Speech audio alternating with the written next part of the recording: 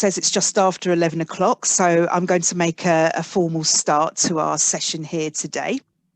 And I just want to welcome you all to sensory challenges in the home and strategies to promote calming and alerting. So as you can see, my name is Lynda. I'm an occupational therapist and a sensory integration practitioner. What we're going to do in this session is I've got a slide presentation to show you, and I'm hoping at the end of it that we will have opportunity to share some questions. I'm encouraging people to use the chat function, if you can find that at the bottom of your screen on Zoom, because those questions will be picked up and answered. However, if we don't get a chance to answer everybody's questions today, there will be an opportunity, if you wish to email me directly your questions, and I shall have my email address that you can use at the end of this session. Okay. Right. Okay, let's make a proper start. Okay. Why is my screen not moving on? Okay, bear with me a moment, everybody. Hadn't encountered that as an option.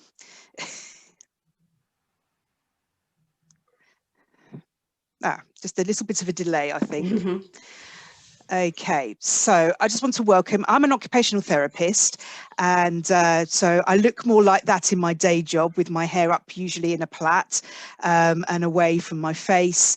And I'm standing in front of one of the areas in my home office where I store an awful lot of equipment and materials.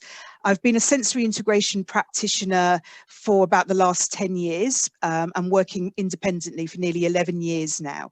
And I offer a mixture of assessments, direct interventions and consultations, as well as training. And I've been working lately with a whole range of different organisations, as well as sort of parents and private individuals and schools. So I get to see the world of children and young people, and some adults as well, with autism, in lots of different ways and different perspectives. So just got a few new people that have just joined us. So welcome. We're only just starting, so I've just done the introductions. And also working with me, alongside me, a lot of the time, especially when I'm doing training, is Jo Bimpson, who's up on the screen. I can see her, but you might not be able to.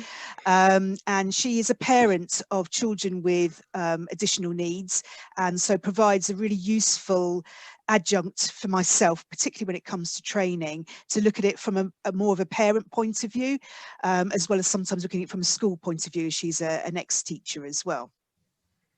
Okay. Right, I don't know what magic I did last time to get it to move, and it's not moving again.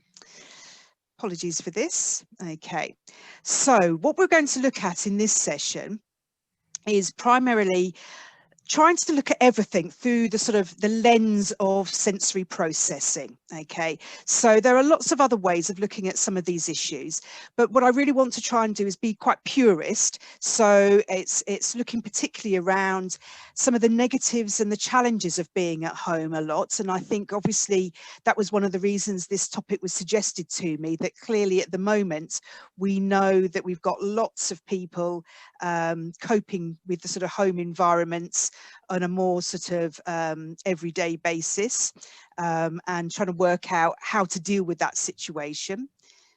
Okay. So also acknowledging, though, that actually being at home more often for some people has actually been a real benefit, and there's been some sort of real positives for that. So we're going to look at those things as well. And then I want to sort of look at why we might want to make changes in terms of somebody's underlying neurological state. And we're going to talk about alerting and arousing and calming, and looking at some of the activities that you may or may not want to do that will sort of help with some of those things. Okay. So welcome all those people that have just arrived in the session as well. I'm juggling two things. I'm letting people in and doing the presentation as well. So if there's a slight pause, it's because I'm sort of doing two things at the same time. And I've just presenting what we're looking at in this section. So I'm going to be looking at some practical activities around alerting and some practical activities around calming as well. Okay. So all of us, I'm sure, have experienced a range of things going on recently about staying at home. So I'm going to look at the negative aspects first. And when I found this picture of these cats just sort of taking over the sitting room, it sort of reminded me a lot of what some of the families I've been working with have been telling me about how difficult it's been to manage with such limited or reduced space. And space for some of our young people and adults as well is really crucial. Being able to get outside, being able to get into a garden, just being able to expand your horizons is really important. And for some people who perhaps have very limited house space, maybe you're in a flat, maybe there's lots of people around, actually the impact of limited space has been really huge for people. And also just the number of people in sharing that space, so that actually it's maybe more than one person's needs that need to be sort of taken care of, if you like. So it isn't just about the child or the adult with a known ASD. There may be other people's needs that sort of come into play as well. And maybe some of those needs might contradict each other and conflict with each other. So that can add to some of the pressures in the home environment. Okay, welcome, the person that's just arrived. We're just really starting at the very early start of our presentation, just looking at some of the negatives about being at home all the time. And obviously it can lead to lots of frustrations, okay, not being able to get out. Hopefully, you know, I think things have been slightly less restrictive this time round, but I know one of the hassles, one of the real difficulties for a number of children that I worked with in the first lockdown was not even being able to get to a local park or recreation facility, not being able to get out and use some of the equipment, you know, perhaps as adults, not being able to get to a gym and do the things that you would normally do. Those who are runners, luckily they've been able to carry on doing that running, but those people that need more equipment or facilities, that's obviously been an absolute sort of challenge for them. Okay. So, and I think one of the other ones that particularly has been difficult for people is that lack of a daily routine. And we'll come back to perhaps thinking about how important the idea of having a daily routine can be. But if you like, look at how much your week is molded by the routines of school or work, the differentiation between a working day or a school day and a weekend has been really quite important to lots of people. So actually that has actually exacerbated difficulties for a lot of people. And I think particularly the lack of access to therapeutic helps. And I don't just mean coming along and seeing an OT like me, but actually doing the things that therapeutically are really helpful for people. I know lots of people who rely on being able to go swimming as a real calming, organising activity. And because public swimming pools have been closed for so long, that's actually really made a huge challenge. So I think, you know, looking at normal clubs and groups that perhaps children, young people go to, perhaps even things as adults that we like to sort of join in with, haven't been available, those sort of normal sort of life-saving events. And I think that's really thrown up a huge challenge for many people during this time. Okay. Oh, gone to, yeah. So, okay. So as a result of some of those things that we haven't been able to have, one of the things that I think that I've seen is that there's been perhaps a reduction for active working, okay? And I don't necessarily mean going out to work. I mean doing things that are very active for a child. And so there's been this sort of increase in the sort of more sedentary tasks. Now, there's nothing wrong with using computers, laptops, handheld devices of all sorts of varieties. There's definitely a place for them. I see them as being very calming and very organizing for lots of people. Okay, just letting somebody else in. Okay, welcome. Okay, we're just looking at what's some of the negative consequences of being at home all day long, or the sort of intense sort of periods that we're having at the moment. But it does tend to create issues around that sedentary, you know, not just the musculoskeletal stuff around slouching and not sitting well, but actually people are missing out on some of the more active movement that we need as a sensory being to have. So it's important that we try and find other ways to try and give that sort of more physical movement and activity into our daily lives. Emotional changes, you know, I can't stress how anxiety provoking that it has been for so many children and young people, worrying about the virus, worrying about what happens next, worrying about, am I going to go to school, worrying about people coming into the home and bringing the virus with them, all sorts of different worries I've sort of come across. Some very obvious, as I said, about worrying about infection, worrying about parents or older relatives being affected by the virus as well. And obviously as adults as well, we're sometimes worrying about finances and money and the changes that this time has brought to us as well. So alongside those emotional changes, we may also be looking at behavioural changes. So people developing new patterns, new rituals to help them cope with the sort of the current anxieties. So again, those changes of routine are often associated or come alongside changes of patterns of behaviour as well. Okay, just letting somebody else in. Okay. And then finally, and on my sort of negative consequences, the doom and gloom, if you like, is that we can see that for some, there's a really reduced tolerance to demands being made on them, particularly sort of around the sensory issues, that certainly after the first lockdown period, going back into school, going back into the office, going back into sort of normal day life has actually been it's been a challenging time, I think, for a lot of people. Certainly back in September, I noticed that there were a lot of children that I work with normally who were finding things now a lot more stressful and demanding, and were struggling to deal with things that they'd actually dealt with very happily before. And that's because actually over the period of reduced contact with other people, that tolerance level had fallen a little bit. Okay, so these are all things that we need to bear in mind when we're spending lots of time indoors or at home again, and begin to sort of see if we can find ways to sort of mitigate that in some way. Okay, right. Okay. So the positives, and there have been real positives for people spending more time at home. Okay, there's more opportunity to take control of your day-to-day experiences.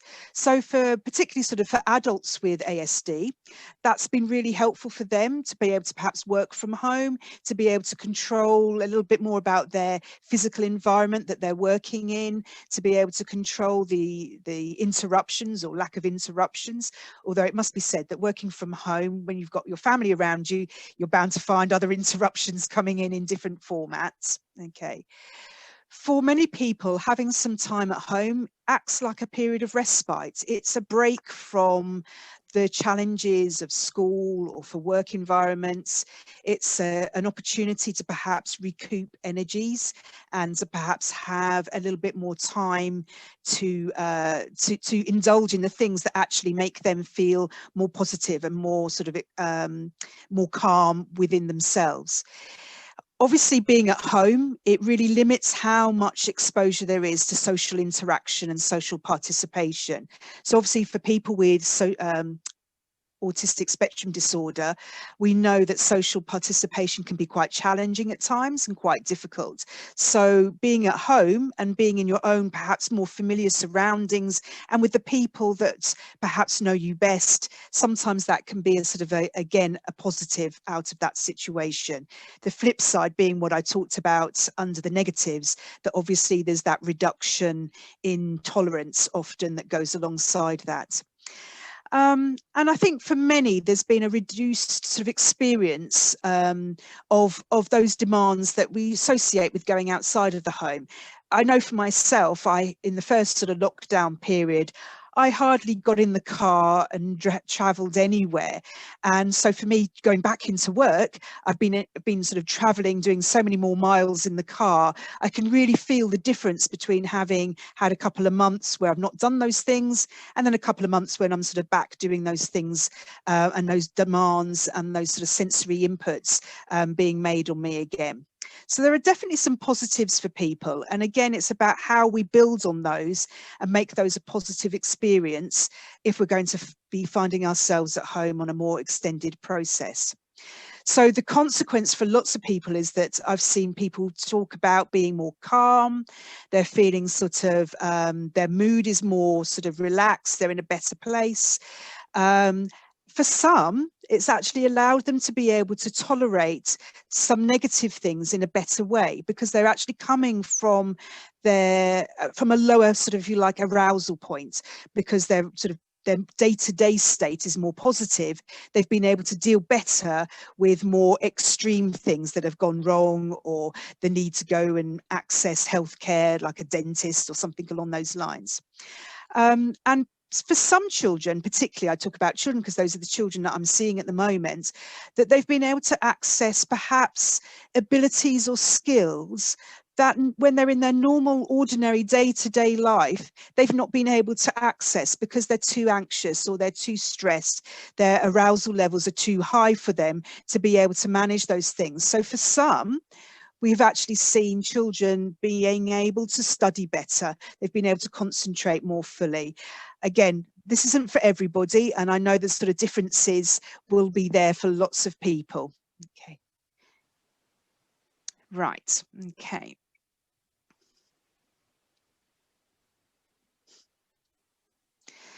So what's really important is to acknowledge that for different family situations, different individuals, there will be different reactions. And it's a bit like this corkscrew roller coaster that I found a picture of. Rarely is anything ever all or nothing. So being at home is a bit of a mixed blessing. There's going to be good things about it, and there will be some things that are definite downsides for people as well. There will be ups and downs that you encounter even in the course of a single day, linked to being at home a little bit more. And of course, the reason for being at home may also have a real impact on the reactions that children, young people, and adults alike all have. So the fact that we're looking at an infection, COVID-19, is perhaps a different reason for being at home because you've chosen to be at home for your own sort of decision making, or that you've been choosing to be at home because it's the school holidays or it's Christmas. There will be a different flavour to those things. And I think at the moment, for lots of people, obviously the COVID-19 has generated an awful lot more anxieties around either direct risk and fears of infection, but also those other fears and that the sort of a wider sort of consequences that might have for people around, particularly for those doing exams, for those looking at making transitions to different places. So again, it's about trying to look at the sort of the wider picture of all of this. So one of the things that I would really recommend is, if you're facing a period of time at home, is to think about what went on in the past. How did you manage, particularly during the big lockdown, as I've liked to describe it, okay, back in the sort of March to June period? What were the things, what were the factors that made a big difference for you and for your family? And also sort of identifying what resources do you have available to you. So it might be sort of very practical things. It might be looking in the cupboard and digging out sort of some old sensory equipment that you didn't realize you had there or you'd sort of put away. It might be looking at sort of resources in terms of your knowledge and your own experiences. What can you do that actually can allow some positive sensory experiences for your children or for your young people in some way? Okay, so this little exercise at the beginning here is not something for us to do in the session today, but for something for you to take away, to think about some of those positive strategies that you may have already identified and put into place, and to think about what things actually promoted getting the positive benefits out of being at home, and what things actually could you do to sort of, if you like, minimize some of those sort of more negative consequences. So it's an opportunity really to just reflect on those questions, but something to sort of take away and to have a think through outside of this morning. Okay. The other thing that I would also really strongly recommend is making sure that if you're the caregiver in your family unit, that you look after yourself in the middle of all of this as well. Okay, just letting somebody else in. And I'm going to take a slurp. Okay. So looking after yourself amid all the crazy chaos of all this uncertain times sometimes can be a bit challenging. I'm not recommending that you always have to have a glass of wine when it comes to looking after yourself, or candles and a pampery bubble bath. For some people, that would be their method of looking after themselves. Okay, but think about making sure that you get opportunities for rest and relaxation, that actually maybe there's an opportunity to get a little bit of respite. And I know that might be easier said than done if you're a single parent looking after children at home on your own, you know, but actually making use of the opportunities to bubble with another person, to perhaps make some opportunities to sort of even get out of the house and have some respite in the fresh air in the countryside is perhaps really important as well. Some people will need to look at things that they can do to sort of, if you like, and I love the word recreation, okay, because it sort of implies sort of going off and playing something down the local park in the rec. But actually, I like to think of it as something about recreating yourself as well, using activities, using things that you do that actually perhaps give you sort of some sense of calm and relaxation as well. So it might be worth sort of thinking through some of the sensory materials and thinking what actually helps you to relax and to calm and to find that sort of better place as well. And to be able to just restore your energies, because if you're working at frazzle point most of the time, then actually that will make it very difficult to be able to undertake positive activities with those people that are needing you to do that with them. And repair, simply because it was another R and I thought it sort of fitted in there. But actually just making sure that you know, that you don't leave things for too long in terms of that need to look after yourself. So coming from that base of looking after yourself and thinking through the things that help you and help your family, okay? We're going to try and do some things that help us to focus on the here and now. Sensory processing is all about how we take information through our senses, through our body, up into our brain. And in our brain, it's then processed and helps us to make sense of the world around us. Now, I'm not going to ask you out loud to shout out to me or anything like that, but just to sort of reflect, can you remember all the senses that we use? Okay, I've got some little images there on the screen that hopefully you can see, that help just give you a reminder of what some of these senses are all about. There may be some symbols there that you can't think of a sense that would go with it. Okay, we're going to come. I will name them all in a moment, but just want you to sort of think if there's anything there that's unfamiliar.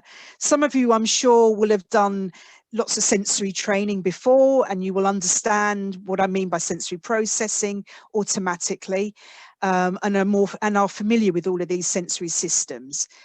We're going to do an exercise in a moment that might involve you needing to stand up or to move a little bit, okay? Because what I'm going to take you through is a sort of a journey of each of your sensory systems and making sure that we understand a little bit of what those systems do for us, but without spending ages and ages on it, okay? So first of all, what I'd like you to do is to focus on something that you can feel and touch right now. So in my hand, I'm touching my mug, okay? And I'm thinking about it. I can feel it's very hard, but it's also warm. The coffee, and it is coffee, is actually still warm in there, okay? And tactile sensation is anything that we feel through our skin. So not just in the skin of our hands, but also through our whole body, and particularly often in our mouth as well, which is why oral processing is really quite important. Okay, so just touch and feel. You might want to just feel, can you squeeze it? What does it feel like to you? Okay, so I want you to stop and listen to any sounds that you notice around you. So that's about your auditory sensory processing. And it's not just about the sound. So obviously you've got the sound of my voice. We had some background car sounds earlier on. I can't hear anything at the moment. And that's quite weird. Actually, a lack of sound can also be quite anxiety provoking for some people. So you might want to think about, is there anything going on? Think about the sound that you hear. It might also be something about direction. Is it coming out of your computer screen? Is it coming from a different source? So there are other people around you that you can hear at the moment. So I now would like you to stand up. I'm not going to stand up because you'll lose seeing me. Okay, I want you to stand up and really stomp your feet on the floor. You know, really push down, perhaps on the arm. If you don't want to stand up, push down on the arms of your chair. So you really get that feeling pushing through the muscles in your body. Okay, and that's firing up and stimulating a sensory system called proprioreception, which is all about your body movement, and particularly where you are in space and understanding where you are. So when we push down, when we squeeze, so that's pushing, that's pulling, and squeezing. Those are all things that stimulate this proprioreception. And proprioreception is going to be quite key to things that we can do at home, because it doesn't require having to do lots of running around and big pieces of equipment necessarily. Okay, so what I'd like you to think about, okay, is now just sitting back down. Okay, can I suggest, I think there's somebody who's not muted at the moment, so just in case other people are hearing that as well.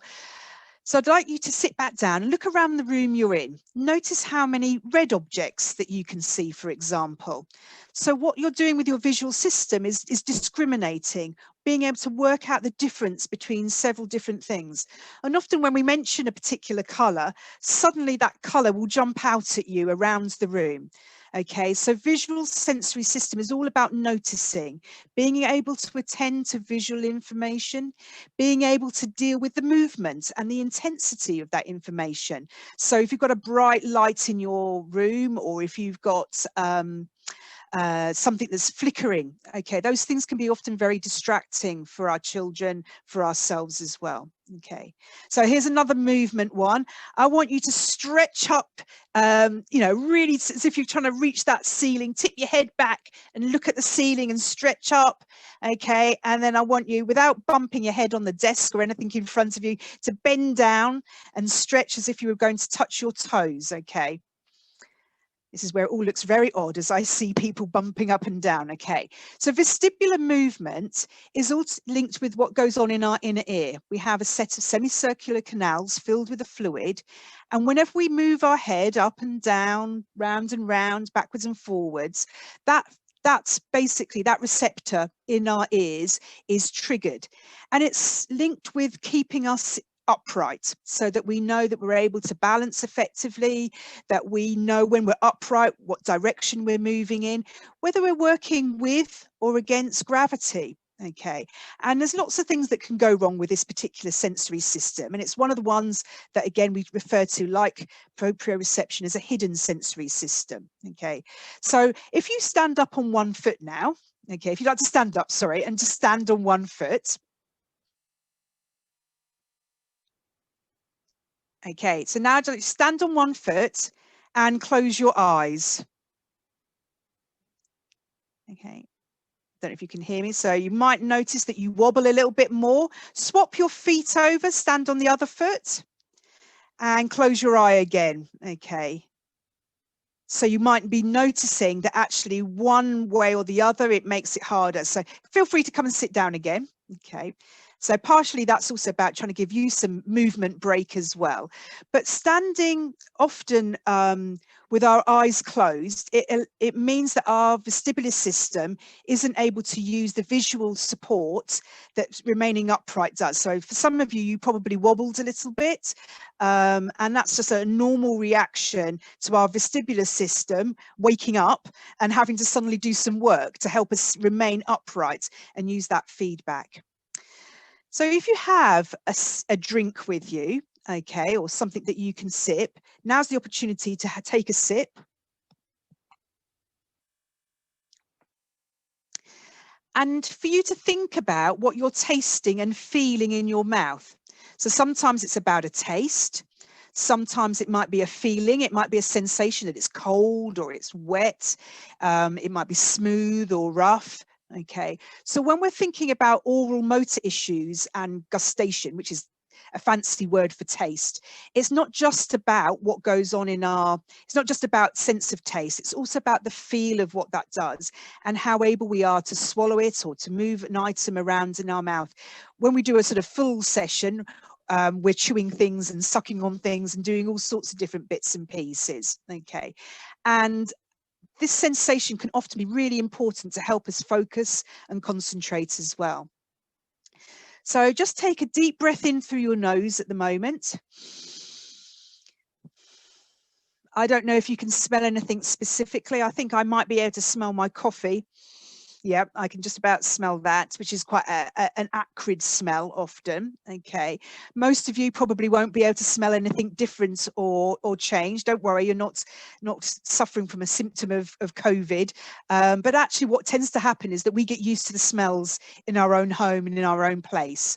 And it's only when we introduce something new or external in the form of a deodorant or a perfume or a cleaning product, or all the things that we use that are different, that we make a change in that sort of setting. Okay.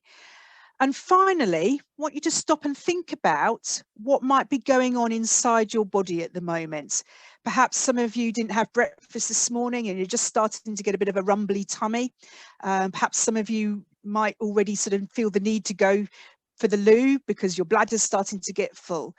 Interoception is how we know what's going on in our body. It's our awareness, if you like, to what's happening inside of us. And it's very closely linked with how we keep stable and balanced. It has a huge role to play in our understanding of what's happening to us and our managing our own stress levels and self-regulation and all those sorts of things.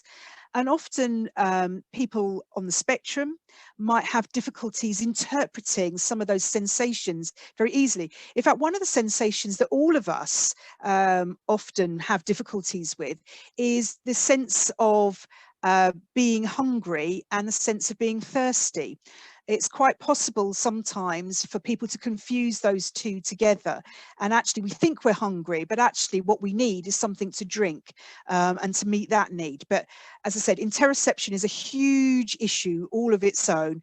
And I'm not really going to touch any more than that today. But I'm hoping that one day I will be running a workshops again. And that might be one of the topics that we sort of look at and how we can improve and increase that self-awareness. So sometimes don't get frustrated if people find it difficult to tell you exactly what's going on, because they're just getting mixed messages and not good at being able to understand all those things that are going on internally. Okay, right, I've lost my little cursor again. There we go. So this is an important thing to think about. We often talk about this as the alertness level, sort of ladder. Okay, and starting at the bottom, we sort of can go up in different stages with sort of arousal or levels of alertness increasing. Okay, and different things happen at different stages. And okay, I've put here 1, 2, 3, 4, 5, 6 different levels. It may be not as refined as that for lots of people. Sometimes people talk about being very all or nothing. Very rarely is the case. What we might be looking at is that calm alert bit in the middle as being very sort of a thin place, if you like, very hard to get to. But this is sort of quite important to consider, because when we're trying to do activities at home, you might want to just do a sort of a quick checklist in your mind to think about, where is the person coming from at that particular time? Am I wanting them to be in a calm alert state because actually we've got some homework that we need to do, or we've got an activity that I want us to do together? Or actually, are they already in a very highly alert state? They're already not able to concentrate and focus. Are they getting very wound up? Are they getting very sort of distracted about everything that's going on? And often what we need to sort of be able to do is to start to recognize the alert and under alert stages, if you like, so that we can start to then do some activities or use some strategies that might help bring a child or a young person or an adult down into a better place. And obviously, if we're needing to go to sleep at night, we don't really want to be in the highly alert mode for that activity. And actually what we might want to be doing is starting from a calm alert, going into a more sort of under alert stage, so that we're sort of moving people around that sort of arousal ladder. And we can sort of move on. Sorry. Okay, so a simpler way of looking at it is a bit like this dashboard, that either we're just right, or we're slightly under, or we're slightly over. And obviously that can be quite extreme in some sort of cases in terms of where they go. So for most tasks, we want to be in a calm alert place. That's the best place. And alertness can go up as well as down. And calm alerts, as I said, can be sometimes quite a thin place for people. Okay. Sorry, my cursor keeps moving. So we might want to alert, as I said already, because we want to wake up. And here are some great alerting activities that we sometimes see: jumping, bouncing, doing all those sorts of things that just give us more movement, particularly around that vestibular system, getting ready for action, wanting to improve focus and concentration. And certainly with my teenage group, who often report being bored, and boredom is often quite closely associated with being in an under alert state, because they actually don't have the energy to get up and go and do something about feeling in that sort of underwhelmed state, if you like. And really fundamentally, we're looking at trying to do sort of movement breaks. And anything that's alerting, we don't want people to go too mad and too sort of rocket out of control or dysregulate. So it needs to sort of have a pattern to it often, or to have some rhythm. Using lots of heavy muscle work, i.e. that proprioreception system, and using lots of deep pressure touch, so things that give lots of force, or someone is allowed to do lots of muscle work, can be really important. Pulling, pushing, use of pressure, weight and resistance. And I found this lovely picture of this lady doing her sit-ups in her chair, using her tin cans of beans or whatever, to get some more sort of resistance to the movement. So it isn't all about going out and joining a gym. There are things that you can do in the home environment, especially if you've got access to a garden, to be able to do outdoor type of activities. The swings and things that I found there were also a set of like an indoor gym kit, particularly geared up for children, that fit over a doorway. Now, obviously, you know, you need to make sure your doorways are secure enough to be able to take the weight of a child swinging. I've never used that myself, but I have seen children use the pull-up things that go over a door jamb, so that they can get that sort of weighted work as they sort of pull up and down, equivalent of monkey bars. Okay. So one of the activities that I really recommend as an indoor thing that can be done is exercise to music. Okay. And the reason I suggest music is it helps give that rhythm and pattern. Now, for some, if they find the music too loud or too noisy or disinhibiting in some way, just take out the music. Simple things like head, shoulders, knees and toes is a brilliant activity. Very simple, very easy to do, that actually will get the head moving. Okay, that's really why we're doing it, is because we're going to get that head bending down towards the toes, as well as sort of identifying parts of the body. Sticky kids, if you've come across, are a great resource for particularly for younger children, I would say. And I think they're also available on YouTube these days as well. But I've had CDs that you can just play that have lots of what I call movement rhymes and songs. So songs with lots of actions that involve movement around a small space.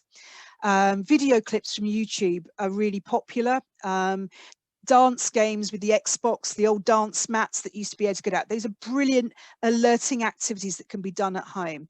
Now, I tend to use something like this big orange wobble here. It was an inflatable cushion, basically, to stand on to do some of the things, the simple things like the head and shoulders movement, because it's giving it's challenging the body to have to balance as well as doing the sort of movement. You could do it and play a game of Simon Says, that type of activity, to sort of give that increased movement and increased vestibular challenge. So we want to do things that involve more head movement. So if you were doing like a Simon Says game, do things that involve Simon Says, bend down, touch the floor, stretch up, look to the left, look to the right. It's things that are going to get that head moving in some way. Okay. We also want to do lots of irregular movements, because that's the sort of the movement that tends to be more alerting. And my only caveat here is to remind people that, again, when you've got all that fluid moving around in your inner ear, it will carry on moving even after the activity. So you might not want to do an extended period. Keep a short alerting break, see how it goes. If you need to come back and do another one at a later time. So we want to use movement really importantly, but you might also want to sort of just keep it slightly more regulated by having sort of weight and resistance, but also using rhythm and pattern. So even if somebody can't cope with the sounds of music, perhaps using clapping or other sort of patterns to get a drum beat. I mean, drumming is actually a really great activity in itself, but it might not be something you want to do at home all the time. Okay. Sorry, Lynda. Yeah. I'm going to be the bearer of bad news. 5-minute warning. 5 minutes. Okay, right. And I've got a few questions as well, so I don't know how you want to play it. Okay. Right. I'm just gonna move quickly to sort of do the two sort of the calming activities. Okay, because these are sort of they use two different types of skills. This first one is blowing. And it's about making bubble pictures, and basically you just add paint and some washing up liquid to some paint and a straw to blow through it all and make these lovely bubble shapes, and then put paper down. So it makes it like a lovely activity if you want to cut things out, if you're very into crafting. But the act of blowing is a calming sensation. So it doesn't have to be through a straw. You could blow lots of other things, but that's a really great one to think about at home. And then my other calming activity that I was going to recommend was around using deep pressure rolling, using a big therapy ball and rolling it over somebody as they lay down. You can combine it with lots of other things like body socks, wrapping up in a blanket. Obviously, we need to take precautions that we don't suffocate somebody by wrapping them too tightly, or particularly keeping their face free. So you don't have to have a big therapy ball. If you haven't got one, you could actually squeeze a cushion over somebody from the length of their toes to their head and do that over several times. Okay, so as I've said to people, if in doubt, use proprioreception, because that's always a fantastic sensory system to use. It will help calm if somebody's too alert. It will also help increase alertness if they're feeling sort of too sort of under alert. So that's a bit of a rushed process. I've gotten my email accounts there that I'm going to put up for people. But Lee, do you want to just pick out one or two of the questions and I'll see what I can do? Yep, of course. Thank you, Lynda. So I think the last one was asked was about the deep pressure one. So I think we've covered that. Something that might be quite relevant to a lot of people. A gentleman, I believe it's a gentleman, might be a lady, but they've got a 12-year-old girl with autism. Okay. And they have issues with decorating for Christmas. Yes. So obviously a big change in routine. Yeah. Okay. One of the things that I would really recommend is if children find, and you think about how glittery, shiny, and you know, demanding visually decorations are, particularly Christmas ones. So depending on whether you want, which way round you want to do it, you might only want to decorate one place in your house, so that it makes it easier for your young person to step away and to find other places where they can operate happily without that sort of the flashing and the lights and the glitter and all those different bits and pieces.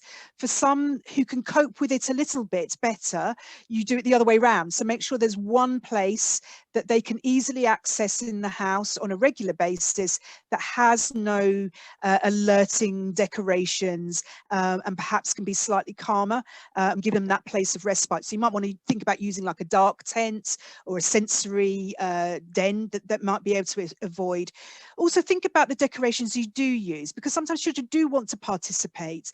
And so think about perhaps not necessarily going for all the shiny materials, but using things that perhaps have a more textured feel feel to them. So using more traditional things. I think I came across lots of things like cloves, which obviously have a lovely smell. Again, don't use them if that's not something that your child can tolerate. But actually sort of having things like the sort of candy sticks and things like that, that perhaps are less movement orientated, because actually one of the things with decorations is they're very dangly and can be very sort of over alerting for people in that way. So hopefully that answers that one. And sometimes a real Christmas tree can be more problematic than an artificial one, because my son really struggled with the idea of bringing a real tree inside the house. And you've also got they're outside. And you've also got the needles as well, which can be smell. very, very tactile, irritating for people as well. So, okay, lovely. I'll do this next one because it was in the forum, but the lady or gentleman that the third question came from, I'm sure they could email you and okay. you'll email back. But this one is, any advice for a child who seems to be hungry all the time and wants to eat and drink constantly? I thought that'd be a good one. Yeah, that is a massive topic. What that's suggesting is that there's that interoception difficulty, that they're not reading their they're not reading their body signals well enough. And so what we need to do is start to give visual cues as to what the size or portions might be. You might want to use little measures on the plate to sort of show what sort of, this is full or this is not full. However, as I said, it could also be that there are some other conditions that have sort of a hormonal aspect to them. There may also be some conditions that have I'm just trying to think what's the other word. You know, there's the part of the brain that controls satiety. So that sense of when we're full may not be functioning so well. So it might be worth consulting a pediatrician to have that looked at or excluded. But there also can be definitely some sensory issues going on there around not understanding, not feeling full. So therefore assuming you've just got to keep eating. So what we need to do is to give additional cues about what is enough, what is a sort of a good portion. But I know that that's a big issue for lots of people. And as I said, it's probably a bigger question for me to answer in the few seconds that we've got left here today. We do sometimes do a workshop about food and eating, don't we? We do, yes, but it might be a while until we're able to run that workshop again, because it's very practical and very hands-on, and we might need to be in a COVID-freer environment to be able to do that one. But yeah, it's worth, send me an email and I can send you some good links around some resources that might be of help to you on those ones. Okay. Lovely thing. And just because I feel bad, Lynda, 30 seconds. 17-year-old autistic with ADHD, who likes to set off smoke alarms, fire alarms, telephone, an alarm, so loud noise. Yeah, okay. And the parent is struggling to find anything appropriate to replace this with. So sort of just 30 seconds if you've got any 30 seconds. initial ideas. Well, clearly there could be two things going on here. One, sensory seeking. So that would be where we would need to find something else to equal those alarms. I would be looking at like alarms that you might get on a clock or an alarm or something along those lines. It's obviously going to have to be quite loud to replace the equivalent of a smoke alarm or so on. But it also could be, is there anything else happening when those fire alarms and smoke alarms are set off? Do they end, especially if it's a school setting or an institutional setting where those alarms are being set off? What's the consequence? Is it disrupting? Is it getting that child out of, or that young person out of a situation and into a different situation that actually that might be what they're looking for instead? So that's my quick answer to that one, but it's a bigger issue, definitely. It is lovely. Thank you, Lynda. I just didn't want to leave one question unanswered. Okay. Okay, so that is all the time I'm going to give you, Lynda, unfortunately. Okay, I know you can talk for plenty of time on sensory. I hope everyone got something of that.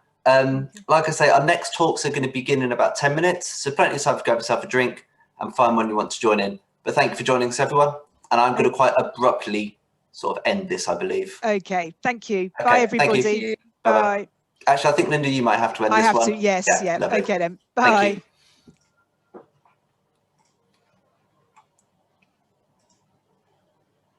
I will end it. Oh, there's everybody. I can see everybody now. We've got Susan Wood and Claire Peak next. Okay. Bye.